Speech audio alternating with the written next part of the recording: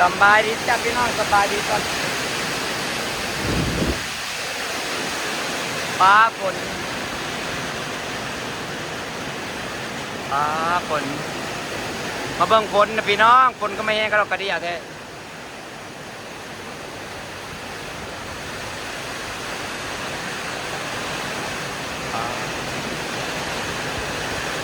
สบายดีพี่น้อง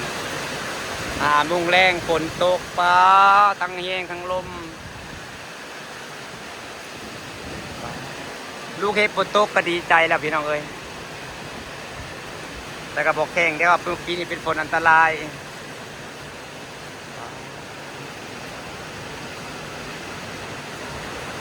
ตกจากประมาณ1 ชั่วโมงเด้ออยากให้น้ำเต็มสระ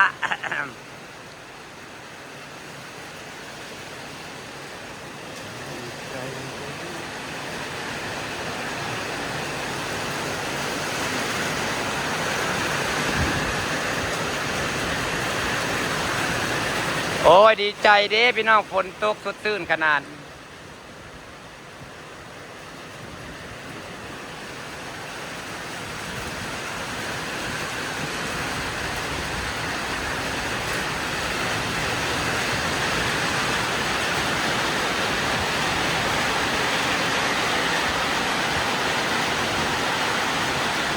มาแล้วสิไป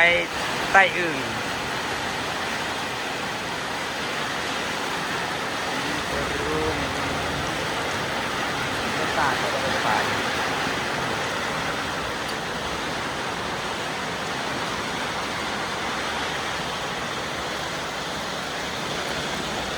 ดีใจเด้พี่น้องฝนตกให้คอยแล้วคอยรอฝนตกมาโดนแล้วพี่น้องกลางตกหายอีหลีแถมแห้งพร้อมมาแล้วที่ได้ไปใต้อึ่งจ้าฝนตกแห้งพี่น้องดีใจเปล่าไฟอย่าดับกับพอเด้อ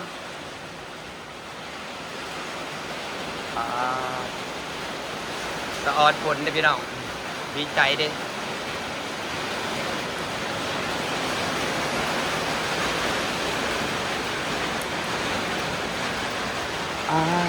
มีแห้งได้ฝนตกพี่น้องจ้า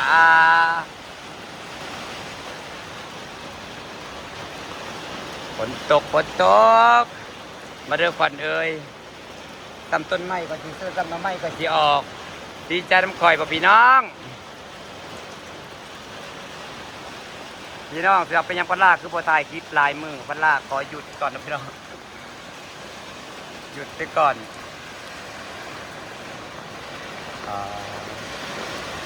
เย่ฝนตกแล้วจ้า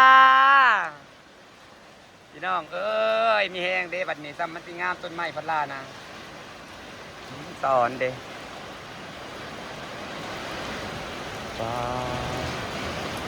ตกอีกแห้งแบบว่าจะน้ำล้นเราให้ล้นคันนะแม่เนาะจะไปไต่อึ่ง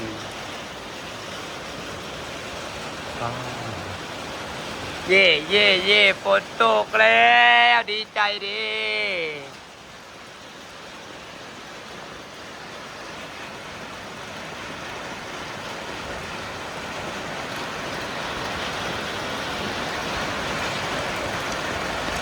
ฝนตกพี่น้อง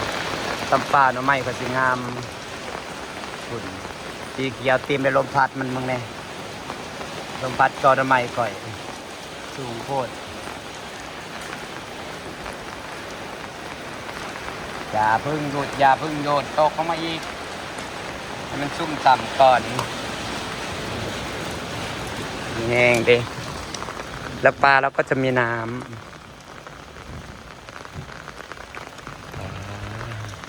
เอาคือสาวไว้เถอะดิตกอีกสักรอบนะไหม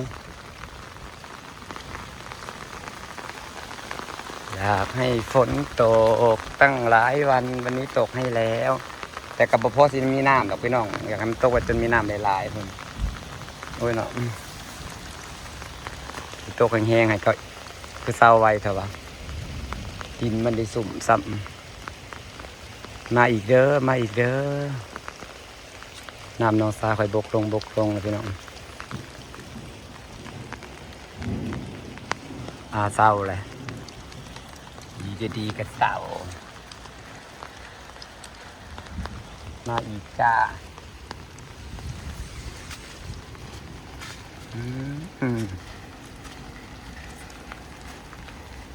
เสียใจตัวมันสาวไวนี่แหละ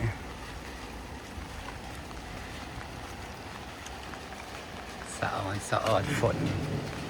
จะบ่หมักหุงคอยกำลังงาม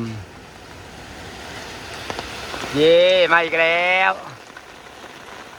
สาถูกขอจาก3 ชั่วโมงเองให้น้ำเต็มตะ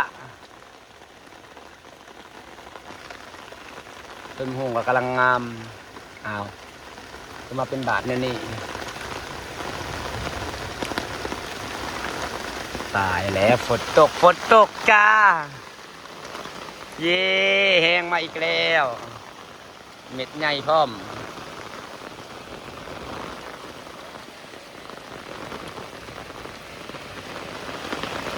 โอ้ยความฝันก็เป็นจริงแล้วฝนตกพี่น้องจริงที่คอยรอคอยมาตั้งนาน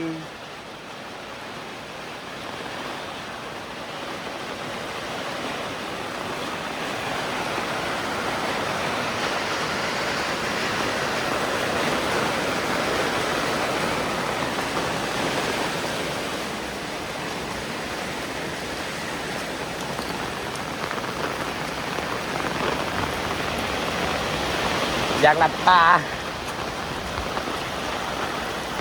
กระตุกแห้งได้หลัดปลาได้เนี่ยมันจะมาตุกมาแห้งหลัดปลาปีนพี่น้อง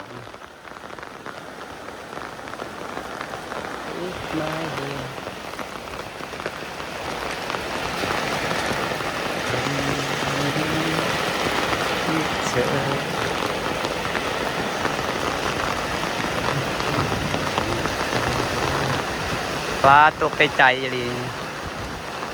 ทำต้นไม้สีงาม